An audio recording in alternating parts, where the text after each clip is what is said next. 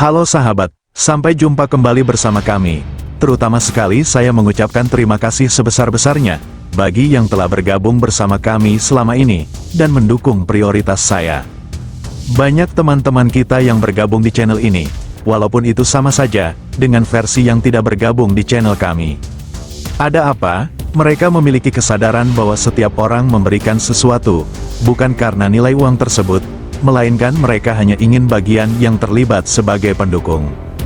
Yang paling terpenting, mereka juga menyadari bahwa yang saya dukung membuat permainan catur saya ada peningkatan, sehingga tidak salah jika secangkir kopi saya titipkan kepada Master Catur Indonesia. Mungkin saya tidak sebutkan nama beliau yang di layar ini satu persatu, karena memakan waktu yang begitu lama. Sekarang mari kita belajar soal prinsip dasar catur. Tujuan tersebut untuk meningkatkan pengalaman Anda dalam dunia catur. Seperti yang kita lihat ini adalah opening Italian, opening yang sangat populer di kalangan pencatur. Sekarang ada 4 jawaban dari putih. Sebagai langkah standar, bagaimana menggunakan teoritis dalam permainan catur? Simak video berikut. Contohnya, putih melanjutkan pion D3. Setelah D6, maka putih mengembangkan kuda. Di sisi lain ada teori yang mengatakan, gajah terang putih dalam pembukaan Italian sangatlah kuat, teringat posisi di atas. Coba perhatikan dengan baik, ketika hitam melakukan rokade di sayap raja baik itu di sayap menteri, posisi raja hitam berada di petak terang, sehingga gajah terang putih sangat berperan penting. Sebaliknya, gajah gelap hitam lebih kuat ketimbang gajah terangnya, karena ketika putih melakukan rokade di sayap raja baik itu di sayap menteri, posisi raja putih berada di petak gelap. Sekarang kita masuk di bab kedua. Nah, jika Anda termaksud salah satu seorang yang mengetahui rumus tersebut, pasti Anda akan melanjutkan kuda A5, rencananya untuk mengeliminasi gajah terang putih, karena di sini putih tidak memiliki pilihan di mana langkah selanjutnya akan terjadi pertukaran kuda dengan gajah. Kita lanjutkan dengan A5, rokade, kuda D7. Kenapa kuda harus di D7? Kenapa tidak di F6? Karena jika situasi mendukung akan dorong pion ke F5. Hal itu karena gajah terang putih sudah dieliminasi. Kemungkinan besar putih di sini akan melakukan hal yang sama, gajah ke E3, untuk melakukan pertukaran, dan kita terima tantangan putih lalu disusul F6, untuk memperkuat struktur susunan pion. Coba perhatikan setelah gajah terang putih dieliminasi kita aman ketika melakukan rokade, tidak ada potongan dari gajah terang. Kalau kita jalankan sedikit kuda H4, rokade di sayap raja, kuda F5, rencana putih setelah kita melanjutkan pertukaran, struktur pion-pion dia kembali normal. Namun, setelah D5, kita mendominasi pusat, walaupun pion di F5, sangat mempersulit situasi. Itu tidak berlaku setelah kendali pusat berada di genggaman kita. Sudah berulang kali saya perjelaskan, ketika Anda menyerang di sayap raja baik itu di sayap menteri, utamakan mendominasi pusat terlebih dahulu. Dalam posisi ini, Anda fokus untuk menyerang di sayap menteri. Contohnya E4, pion maju menyerang kuda, kuda D7, dan B5. Jelas jika kalau di sini Anda menyerang lebih cepat, saudara akan mendahului permainan, namun, hal itu tidak menjamin kepastian kemenangan, tergantung dengan kemampuan Anda, namun Anda sedikit banyaknya sudah memiliki peluang. Yang kedua, kesalahan pemahaman terjadi ketika putih melanjutkan pion D4, lalu Anda kembali melakukan perjalanan yang sama E4, seperti kembali kunci pusat. Namun perhatikan kuda A4, putih akan incar kotak penting, tentu Anda akan mencegah hal itu seperti B6, kontrol kotak C5, putih C4. Coba perhatikan situasinya sekarang, terjadi perbedaan secara mendadak. Hanya dengan kesalahan kecil, mungkin saya hanya bisa membantu sebagai jembatan yang bisa Anda lewati. Sekarang mari kita kembali bagaimana jika di posisi ini pion C3, sebagai jawaban yang standar lain dari putih, yang kita kenal variasi ini giuoco piano. Kesalahan yang hampir mirip semisalnya di sini Anda melanjutkan kuda A5. Namun keberuntungan terjadi jika putih menarik gajahnya ke B3. Setelah pertukaran kuda dengan gajah, permainan kembali sepadan. Namun harus dapat kita sisipkan 2 jawaban kuat dari putih. Gajah B5, kuda kembali, D4, pertukaran pion di pusat. Gajah manuver ke B6, disusul D5. ancaman pada kuda 2 kali, A6, gajah manuver ke A4, tentu kerugiannya langkah selanjutnya kuda Anda akan jatuh. Kalau kita mencoba bermain tempo gajah ke B4 skat, raja F1, tujuannya, agar dia tidak kehilangan tempo. Setelah kita lanjutkan gajah D7, menteri A5, langkah selanjutnya sudah bisa dipastikan salah satu perwira Anda akan jatuh. Yang kedua, kalau kita coba A6, untuk tetap mendapatkan tempo, akan dilanjutkan pertukaran gajah dengan kuda, disusul menteri menyerang gajah, memaksa kita A5. Langkah selanjutnya kembali salah satu perwira Anda akan jatuh. Inilah yang sering saya sampaikan berulang kali, agar Anda bijaksana untuk memahami setiap teori yang saya terapkan di video sebelumnya. Namun jika Anda melenceng memahami trik tersebut, membuat Anda akan semakin sulit sendiri. Sekarang kita masuk di bab ketiga. Jadi jika di sini putih melanjutkan kuda ke C3, Anda boleh melanjutkan kuda A5. Saya mohon disimak dengan baik. Jadi, jika lawan memilih C3, variasi Giwoko Piano, Anda diperbolehkan melanjutkan pion H6. Namun perlu kita antisipasi jawaban dari putih bidak D4, setelah terjadi pertukaran pion di pusat. Memaksa gajah manuver, bidak maju menekan kuda, E5, kembali pertukaran kuda. Emang permainan masih sepadan, namun putih sedikit lebih unggul mendominasi pusat. Jadi langkah yang saya rekomendasikan, kuda F6, emang sedikit sulit setelah gajah B5, pining terhadap kuda, karena posisi gajah gelap kita tidak bisa kembali mensupport kuda di F6, kita harus selalu memikirkan pining tersebut. Untuk memecahkan problematika ini, pion H6, gajah manuver tetap pining terhadap kuda, terus kita melanjutkan pion G5. Kesimpulannya, jika gajah gelap Anda berada di petak E7, sebaiknya Anda pikir-pikirkan untuk mendorong pion G5. Sekarang ada dua jawaban kemungkinan besar dari putih yang harus diwajibkan. Jika dia ambisius melanjutkan gajah makan pion, ini justru langkah blunder.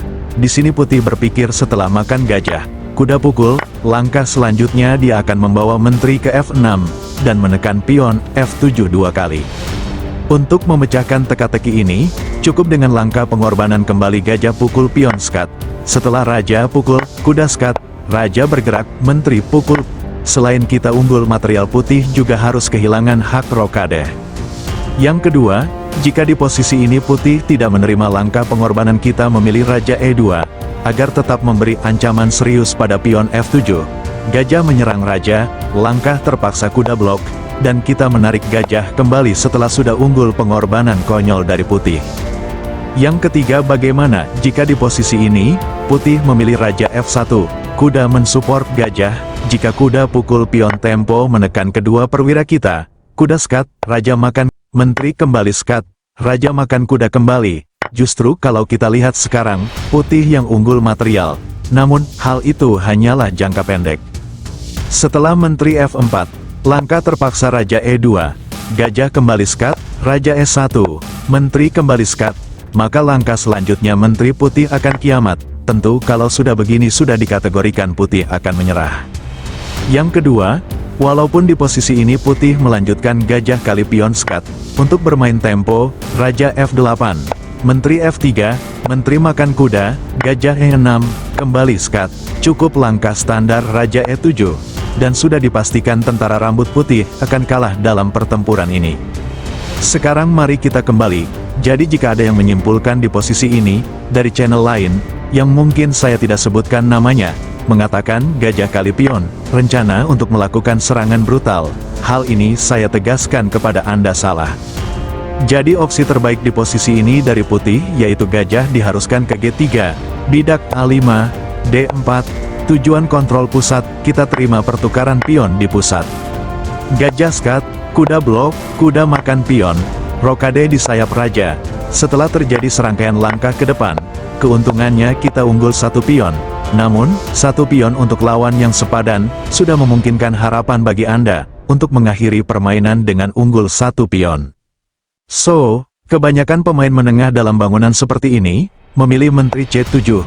Tujuan tersebut untuk mensupport kuda, namun, langkah ini sedikit melawan takdir yang terjadi. Suasana akan semakin tegang setelah pion ke D5, gajah B5 skat, Gajah F4 pining terhadap Menteri, B3, Rokade di sayap Raja. Tentu sudah bisa diprediksi di sini putih akan mengamankan Raja. Langkah problem kuda D2, seperti langkah pengorbanan. Namun, lawan tidak memiliki pilihan terkecuali harus menerima pengorbanan tersebut. Kuda makan ancaman pada Menteri. Setelah terjadi serangkaian langkah kawan, keuntungannya kita unggul 2 pion bersih. So, kalau di posisi ini putih memilih Menteri A4, bidak C6, dan langkah pelarian gajah terang putih telah terblokir. Jika putih mengambil ganti dengan gajah kali pion, gajah kembali menyerang Menteri, pion blok. Gajah makan kuda, benteng menghindari ancaman. Justru suasana ini semakin membuat Anda unggul jauh dalam pertempuran. Sekarang mari kita masuk di bab ketiga. Jika pada posisi ini putih tidak memilih pion D3, tapi C3 terlebih dahulu, kembali dengan jawaban yang sama kuda F6. Tentu bangunan seperti ini sudah tidak asing lagi kita lihat di atas papan. Perlu diperhatikan jawaban kuat dari putih pion D4, perlu hati-hati memutuskan langkah terbaik untuk bisa bermain imbang. Kita menerima tantangan putih makan pion D4. Sampai pada posisi ini kita tahan sejenak. Jika putih memilih pion E5, menyerang kuda, jalan satu-satunya, yaitu pion D5, untuk memecahkan variasi ini. Terkadang pemain menengah berpikir apakah hal itu tidak blunder, karena langkah selanjutnya setelah putih makan kuda akan membuat sayap Raja hancur lebur. Mungkin saya tidak panjang lebar menjelaskan hal ini, karena sudah saya ulas jauh sebelumnya. Ikutin terus perjalanan channel ini, jika ingin disegani main catur. So, langkah yang kita pertimbangkan di sini putih menerima pion D4, gajah menyerang Raja, kuda blok, kuda makan pion, Rokade di sayap Raja, kuda makan pion, pion makan di mana ada ancaman pada gajah. Jika Anda memilih gajah makan pion tempo ancaman pada benteng, langkah blunder, karena putih merencanakan sesuatu, yaitu gajah A3, mencegah Anda melakukan rokade. Jika Anda kembali makan benteng biadab itu, akan dibalas benteng menyerang Raja. Setelah terjadi serangkaian langkah, jelas kalau sudah seperti ini putih unggul jauh dalam pertempuran. So, walaupun seandainya Anda tidak tergiur dengan benteng itu, seperti terlebih dahulu pion D6, mencegah potongan gajah.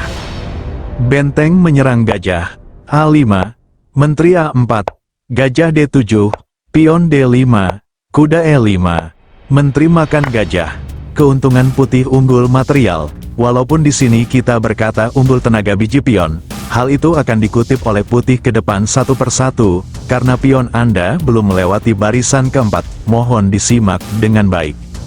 So, sekarang kesimpulannya, ada dua jawaban yang bisa Anda pilih di sini, supaya lawan Anda mumet. Mikirkan situasi ini, gajah makan kuda. Sekarang ada dua jawaban kuat dari putih, pion makan atau dorong pion D5. Jika dia makan pion terlebih dahulu, bidak D5, ancaman pada gajah, kembali kita unggul satu pion dan membuat susunan pion putih di sayap Menteri terpisah satu sama yang lain. So, jika putih melanjutkan pion D5, kuda E4, berbalik ancam gajah terang, pion makan gajah, kuda makan gajah, benteng E1, kuda D6, kuda G5, menyerang kuda E4 dua kali. Tentu hal itu sudah tidak bisa kita bendung. Cukup melakukan rokade, setelah terjadi serangkaian langkah justru kita unggul, pion bersih. Justru pion putih sangat lemah karena terpisah satu sama yang lain. Sekarang mari kita masuk di bab, sebuah posisi ending game. Pada posisi ini kalau kita lihat hitam unggul material, justru di atas hitam skatmat hanya dalam 3 langkah. Yang tahu jawabannya, coba berikan jawaban Anda di bawah kolom komentar. Oleh karena itu, saya mengucapkan kata penutup. Sekian dan terima kasih bagi yang telah bergabung bersama kami dan mendukung channel ini dari awal hingga sampai sekarang.